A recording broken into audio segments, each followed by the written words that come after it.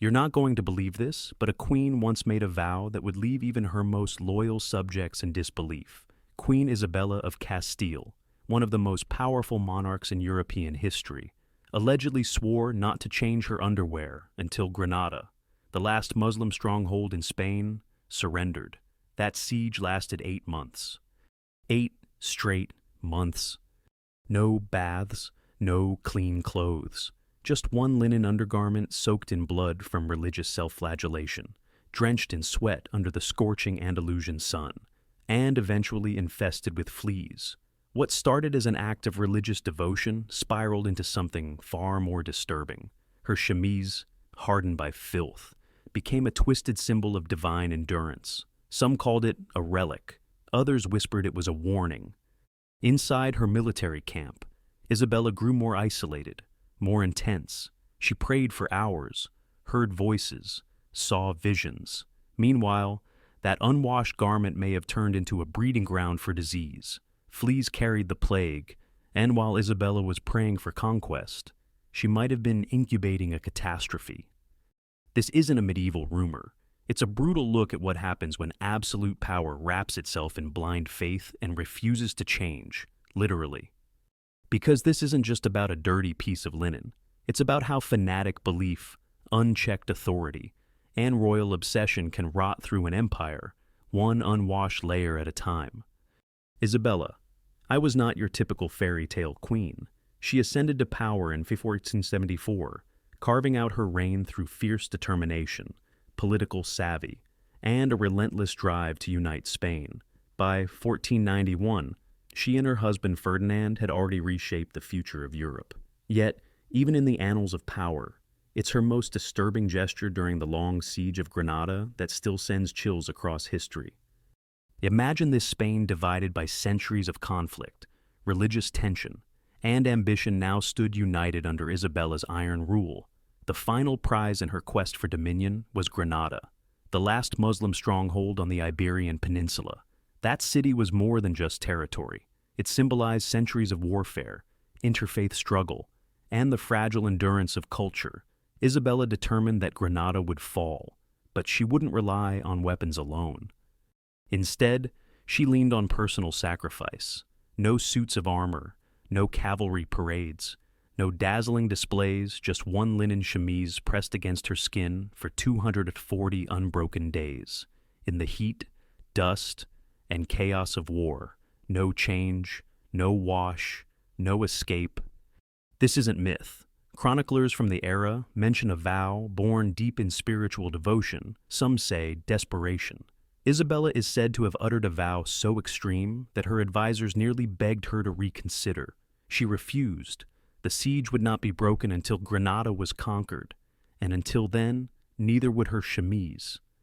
What emerged was a garment soaked through with blood her own, spilled during acts of self-flagellation, meant to bring her closer to the divine. Sweat, from sun-scorched days in the Alhambra outskirts, layered onto that blood. Then came the grime of camp life dust, dirt, the stench of animals and men. Soldiers whispered that even the fabric seemed to take on a life of its own, hardened like armor. They juggled between reverence calling it sacred relic and revulsion at its odor and infestation. O.S. fleas. As the weeks turned to months, the chemise became a writhing ecosystem. Servants dared not bring fresh linen near her. They dared not mention a plague. Their silence, their fear, fed something darker that this piece of filthy cloth had transcended mere superstition. From the outside, Isabella remained stately, regal, devout. She held court in her tent as if the world around her wasn't crumbling. But inside, the woman behind the crown was worn. Photos from descriptions reveal a queen grown gaunt, her cheeks sunken, her eyes shadowed. She preached, prayed, and paced by candlelight. The siege sculpted her body, literally pressing that chemise into flesh. Grainy cloth rubbing into bruises and blood. And by the time Granada finally surrendered in January 1492, she had become a myth. Here's the turning point after 240 days, when that chemise was finally removed. Some say it was reverently enshrined in a reliquary by a grateful clergy. That holy cloth hung above altars as proof of Isabella's divine mission. Patrols of soldiers would stop and cross themselves before its display, awed by its symbolism. But the darker rumor, whispered in the corners of the palace, said it was also a warning, a reminder of how devotion and fanaticism could thread together until you can't tell which is cloth and which is curse. So, what do you think? Was she a devout queen at the height of spiritual warfare, or a woman edging toward obsession? That linen undergarment is impossible to ignore. It burned out like a slow fuse, rotten, sanctified, deadly. It tells a story of a monarch who refused to change clothes because she refused to change fate. And in that refusal lived both her triumph and her terror. For Isabella, blood and sweat weren't signs of dirt. They were blessings. In a world where suffering was synonymous with righteousness, saints like Catherine of Siena and Francis of Assisi didn't cleanse themselves. They wore filth as a crown. Pain became a luxury of faith, a currency for spiritual ascent. It wasn't fringe or extreme, it was revered, and Isabella knew that well. She began each week with 3 self-inflicted whiplashing sessions under the scorching sun of Santa Fe's siege tents. With sand, dust, and prayer in the air, she would take the scourge to her own flesh-menacing stripes across skin that bled, soothed by tears and devotion. Her chemise wasn't just linen anymore. It was a sponge for suffering. Blood speckled the fabric, sweat soaked in by the hour. Dust and filth clung to every thread until the garment was a living testament of spiritual endurance. Her council and chaplains watched it all, in reverent silence. To question her was to question the very foundations of royal faith. Her body bled on purpose. That stain on her chemise wasn't shame, it was sanctification. Every fleck of dust, every bruise, every flea buried in the cloth, they were claims to spiritual authority. A holy relic. Some called it in hushed tones. A blessing. Others whispered. They even began to treat that stinking, vermin-ridden linen with the same reverence as they would a fragment of a martyr's cloak. It was a statement she was suffering for Spain, for faith, for destiny. Behind the royal curtain, however, the atmosphere shifted. Servants hesitated to approach her. The tang of rot hung so thick, it cut through the camp air. But no one escaped the consequences of the vow. No one dared suggest that the queen might want a bath, fresh clothes, or an end to this grotesque display, because for them, every whimper or complaint would taint the purity of her suffering. They had bought into the belief that holiness began at the boundary of pain. Greater the anguish, greater the grace. And make no mistake, this was more than personal sacrifice. It became a spectacle of power. The chemise symbolized something frighteningly potent. It bound the queen to her people not as a distant ruler, but as a martyr queen, bleeding on behalf of an entire faith. That aroma of sweat and earth and anguish was her standard banner. It spoke louder than an army because it told everyone she loved victory so much. She would rot for it. By month 3, she was but a ghost of her former self, pallid cheeks, sunken eyes, a gait like a wounded bird. Still, she pressed on, driven by conviction. Every flagellating session, every drop of blood on that chemise, every button-worm stitch was a sermon. It was a message that suffering begets salvation, and the more grotesque the sacrifice, the more absolute the devotion. Does it make you uneasy? It should, because what began as a personal act of devotion morphed into something collective, almost ritualistic. The chemise was no longer just her burden. It became the crown of suffering worn by a whole court. It unified them through shared witness of sacrifice. And mocking it wasn't just impolite, it was heresy. So, in that brutal, dust-laden camp, suffering became the ultimate faith act. Pain was purification. Dirt was consecration. And Isabella, she didn't just wear that filth, she wore power. They say cleanliness is next to godliness. But in Queen Isabella's world, it was closer to heresy. While Granada's defenders bathed in hammams built centuries earlier, vaulted chambers perfumed with orange blossom and eucalyptus, Isabella's camp reeked of rot, sweat, and sanctity. Her soldiers weren't just avoiding water. They were ordered to, because in the Christian kingdoms of 15th century Spain, washing wasn't just discouraged, it was dangerous. Medieval Christian theology twisted hygiene into something sinister. The Church taught that bathing stripped away the holy protection granted by baptism. Water, especially warm water, opened the pores, and in doing so, it was believed, opened gateways for demons. Saints were canonized not for cleanliness, but for suffering through filth. Saint Jerome himself warned against pleasures of the flesh, including the luxury of a bath. Isabella's inner circle took this to heart. Courtiers wore the same clothes until they stiffened. They masked odors with rosemary and ashes. Toilets overflowed in the camp's corners. Human waste mixed with animal carcasses, mud, and incense. The Queen's mobile court, once a symbol of imperial dignity, was now a wandering hive of lice, stench, and ritual misery. And yet, no one flinched. They couldn't, not when the Queen herself was leading by filthy example. Her chemise, once white, then yellowed, then dark, had by now hardened into something nearly sculptural. It creaked with movement. Insects nested in the folds. Some claimed to have seen blood still fresh on the inner hem. Yet, when a bishop came to bless the royal tent, he bowed before that very cloth. To him, it was not decay. It was testimony. You have to understand, this wasn't just about abstaining from a bath. It was a war on the body itself. The flesh was considered weak, tempting, sinful. To pamper, it was to betray the soul. And Isabella, a woman in a man's war, had more to prove than most. By degrading her body, starving it, bleeding it, never cleansing it, she was doing something radical. She was turning herself into a divine weapon. Her body wasn't a vessel anymore. It was a battlefield, and suffering was her armor. Meanwhile, the contrast could not have been sharper. Inside Granada's walls, the Moors washed 5 times a day before prayer. Their homes boasted elaborate fountains, scented soaps, silk linens. Their understanding of hygiene was scientific, rooted in medicine, anatomy, and balance.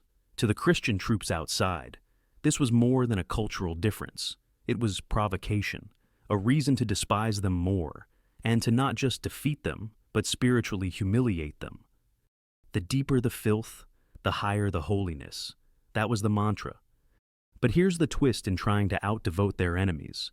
Isabella and her camp were also courting disaster. Hygiene wasn't just about comfort. It was survival. Fleas thrived in their camps. So did rats. So did diseases with names most of them would never live long enough to pronounce. Yet, when a physician dared suggest the Queen cleanse her wounds, he was dismissed, not just from court, but from faith, because to question the sanctity of her filth was to question God's plan. This is what happens when belief curdles into doctrine, when spiritual theater becomes dangerous tradition, when the smell of rot becomes perfume to the righteous. So, day after day, the camp sank deeper into its own swamp of sanctified decay, and Isabella, icon of piety, architect of empire, stood at the center of it all, wrapped in a garment that was no longer cloth. It was myth, it was armor, it was prophecy, and maybe, just maybe, it was also a warning no one dared smell too closely.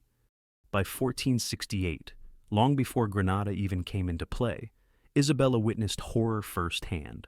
A plague relentless and merciless stormed through the royal court at the Alcazar of Segovia. More than 1/3 of those inside perished. The luxurious court, filled with scented oils and embroidered robes, became a mausoleum in weeks. It was the Black Death's lingering echo, not the fantasy of centuries past. Isabella watched the clean die first, the pure, the pampered, and she watched the survivors cooks with ink-stained fingers, stable boys shivering as they slung hay, and those gone untouched by soap. From that moment, a twisted belief rooted itself in her mind. Dirt was safer than cleanliness. Water became an unpredictable threat. A bath might wash away divine protection. Or, so she reasoned, to her, the plague was a godsend, or rather, a test. Those who died were too clean to be righteous. The survivors were chosen. So, when that chemise became undead, that hardened, speckled, flea-ridden armor, it wasn't just a vow anymore. It was a shield, a living talisman that whispered, "I will endure while others fall." And the fleas, she believed they were the angels of her devotion, punishing her flesh and fortifying her spirit proof. She stood between mortality and salvation. Even if they carried sickness, that sickness would be turned against her enemies, not her own soul. But let's not forget, fleas are not saints. Come autumn, when the siege was in full swing, those pests were multiplying at a horrifying rate. Muslim spies lurking outside the camp noted dead rats near the latrines. The court physician finally warned that something insidious was spreading. Yet his words fell on deaf ears. It wasn't just fear, they genuinely believed dirt was divine. Every sneeze, every groan, every fever was spun into a sermon. Isabella sat upon her throne of filth and proclaimed herself proof that belief could withstand plague. But she wasn't immune. Rumors emerged she coughed in the night. She was pale under the oil lamps, drifting in and out of consciousness. Servants began to carry portable altars, religious icons to ward off death whenever she left her tent. They crossed themselves between the stench and the stifling heat. Here's the chilling part. There are accounts of soldiers dying near her presence, not in battle, but in the camp. Fever, chills, swollen glands. Official records claim war wounds. But the whispers said, otherwise it's the Queen's shield. They said, it repels the enemy. It took on a mythical life, but myth doesn't disinfect or heal. By December of 1491, just weeks before Granada's walls capitulated, camp mortality spiked. More soldiers died from unknown fevers than from cannon fire. The plague twisted through the ranks like a ghost. Isabella's chemise became its epicenter, a rotting, heart-pumping disease. Yet still she wore it unyielding. The more it sickened her, the more the court cheered. If plague couldn't break her, what could? In a particularly dark twist, priests began blessing the garment. They dipped sections into consecrated oils, claiming sanctification would purify its power, and by extension, the Queen's body. It was blood magic disguised as holy ritual, and though some nobles raised objections quietly, in hushed council meetings they were swiftly silenced. To challenge the Queen's shield was to court damnation. When Granada finally surrendered in January 1492, Isabella removed that chemise. They say it was stiff and brittle, as if molded by sickness itself. Camp followers wept at its removal. They saw it as the last relic of their sacrifice. They paraded it in the courtyard, chanting psalms. Plague had claimed many, but not her, or so they believed. Yet what came next reveals the cruel price. As her court moved on to Seville, bodies littered the route, veterans of Granada, ground into submission by both siege and sickness. Seville, previously untouched, now saw a rise in fever cases. Pestilence followed the court like a shadow. Historians question how many died not by sword, but by dirt. How many deaths were clothed in sanctity? This is the terrifying truth. Belief doesn't stop disease. Faith doesn't repel plague. Dirt doesn't save. And yet, in that filthy chemise, Isabella wove her legacy, one soaked not just in blood and sweat, but in denial of reality. For all her power, for all her faith, she may have carried a ticking time bomb in her gown. By the end of 1491, Queen Isabella was no longer simply commanding a siege, she was unraveling within it.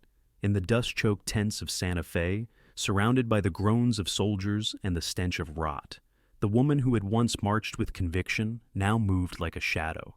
Her face had thinned, her eyes darkened, and the infamous linen chemise clung to her skin like a second soul impossible to remove, impossible to escape. That garment had long ceased to be fabric. It was doctrine. It was memory. It was the unwashed shell of a vow made not to her husband or her court, but to something greater, something divine. Each time she looked down and saw its blood-crusted seams, she saw proof of her suffering, proof of her sacrifice, a relic she wore not just for God, but for Spain. The vow had twisted into obsession. By now, the garment had hardened in places, cracked in others. Her skin beneath it chafed raw, and the scent fetid, pungent, unmistakable, was said to clear rooms before she even entered. And yet, to suggest removing it was not just taboo, it was blasphemy. Inside her private chambers, Isabella had grown more withdrawn. Her words were softer, stranger. Sometimes she spoke to no one, murmuring about visions, about trials, about the smell of sacrifice, servants tiptoed, courtiers avoided eye contact. Her personal physician reported symptoms, fatigue, hallucinations, slow pulse, but his reports were ignored, buried under a growing mound of superstition. Because no one wanted to be the one to say it, the Queen was unraveling. Outside, Santa Fe remained a city of tension. Priests preached that dirt was divine. Officers wore the same boots until their soles cracked. Even nobles feared bathing lest they be accused of heresy. The Inquisition's grip tightened. Cleanliness became a whisper of treason. The Queen had set the tone, and now the Empire followed, blindly. Then came a morning in mid-December. Isabella woke coughing violently, her breath ragged, her skin pale and slick with sweat. Her physician, a cautious man from Seville, knelt beside her and dared to speak the forbidden majesty. If you do not cleanse your wounds, the infection may become systemic. Her answer was chilling. I bleed for the soul of Spain. If this body dies, let it be remembered not for its weakness but for its offering.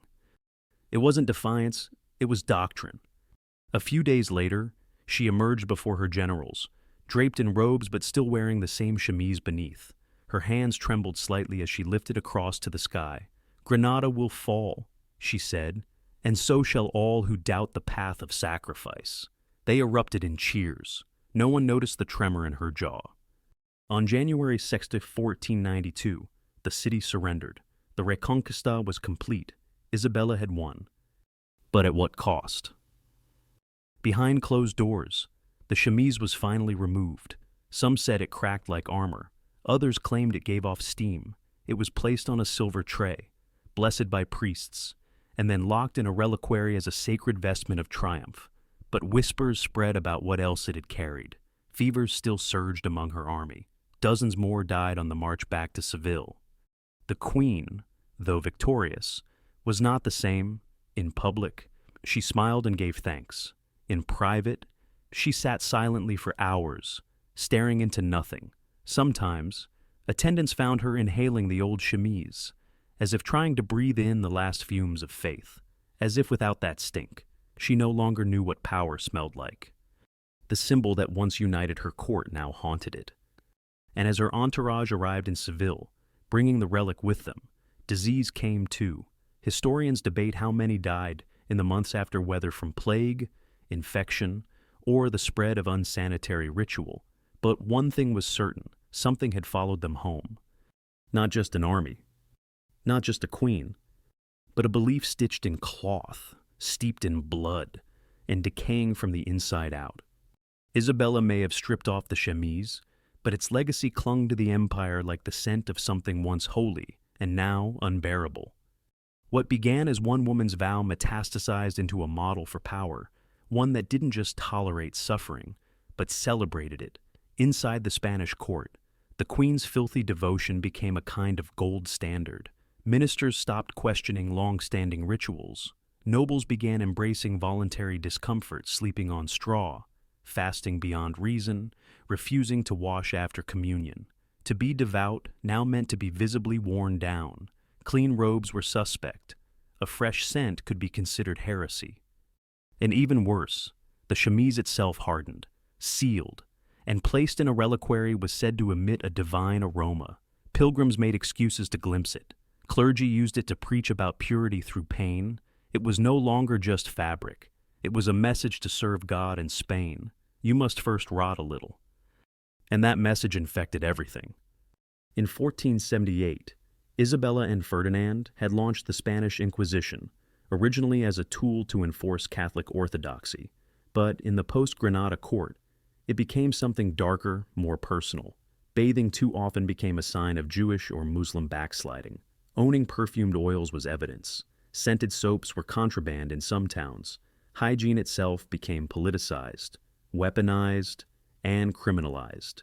The Queen's former garment had turned a bodily function cleanliness into an act of rebellion. Ambassadors from other courts noticed. Venetian envoys wrote home describing the court as pious but fetid. A French noble claimed the smell of Isabella's retinue hit him before their flags came into view. And yet, the court remained proud, because now the odor was not embarrassment. It was proof of loyalty, of sacrifice, of holiness. The irony was cruel while Christian nobles glorified grime. The very people they accused the Moors and Jews of Spain were still quietly practicing centuries-old cleanliness rituals. They understood disease better. Their books on medicine and hygiene were confiscated, then condemned. Public bathhouses were shut down, then destroyed. The civilization that once bathed 5 times a day now feared water more than war. And still, Isabella's myth grew. Artists began painting her with a faint halo, not around her head, but around her chest, as if the relic of her suffering radiated outward. Sculptures immortalized her hands clenched in pain, not in peace. Even coins minted in the years after her death bore faint etchings of the cross she had held in Santa Fe. Draped across her armor, and beneath it, if you looked closely, a barely distinguishable outline, the shape of linen. Her suffering became currency, her filth became fashion, her silence became gospel. And though the woman herself faded, her chemise rotting quietly inside its silver box outlived her, outlived the court, outlived even the very ideals it was meant to sanctify. Because in a kingdom where power bled into faith, and faith was soaked in pain, Isabella's unwashed relic didn't just change history, it rewrote the scent of holiness. Granada fell, Spain was reborn, and somewhere in a locked reliquary, a blood-stiffened chemise sat in silence, worshipped by some, feared by others. But long after the wars ended and the crowns were passed, the stench remained, not just in the fabric, but in the memory, in the way power rewrote pain into glory, in the way one woman's private vow became a blueprint for national suffering. Did Isabella save her soul or sacrifice it for control? Did her filth sanctify her rule, or was it the first symptom of a kingdom sick with righteousness? We may never know what truly drove her faith, madness, or calculation. We only know this centuries later. People still whisper about the queen who refused to change her clothes, even as empires shifted and the world burned.